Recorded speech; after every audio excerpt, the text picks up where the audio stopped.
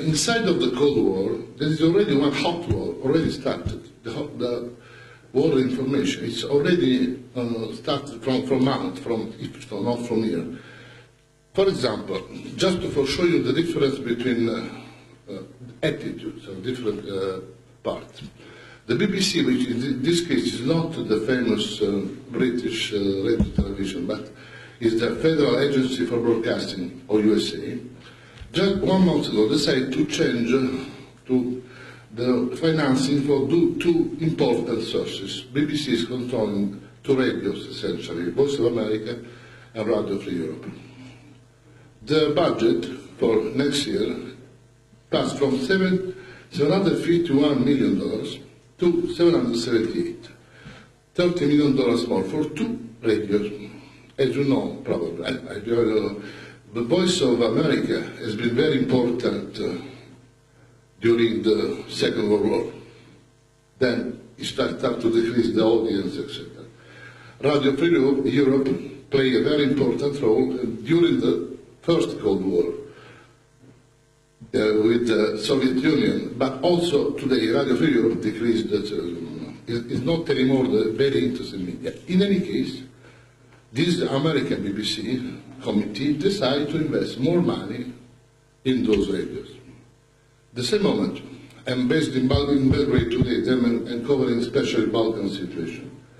In Bosnia, there is now one new television, which is N1 is the name, the only one connected with CNN, the only one with the right to broadcast all the CNN production, and is the only one who can immediately start with any kind of campaign, the moment they want.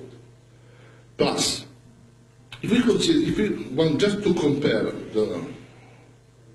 let's use the definition investment, which is easier to do.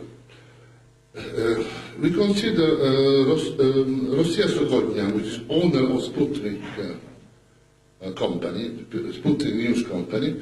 All the budget of this company is $75 million, meaning 1/10 of that of two radios, or two American radios. Or the only successful, on my point of view, initiative in Russian information last few years has been, as everybody knows, Russia Today, because it has been the first one following the news in Western language. We will continue after we shall talk a bit later about this point of language, the importance of language information.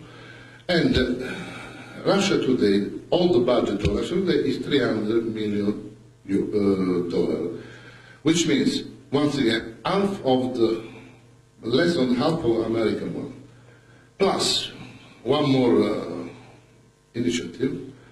The same committee is ready to invest 23 million in Eastern Europe for news in Russian language. Nobody knows exactly where and how, but in radio, small television channels, etc. And one more important thing, important and absolutely mysterious at the moment. In Brussels, Europe decided to create a committee, special task force for information.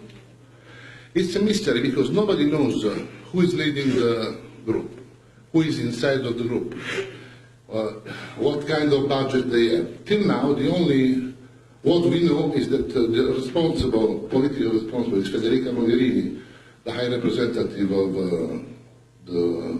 for so-called foreign politics of United Europe.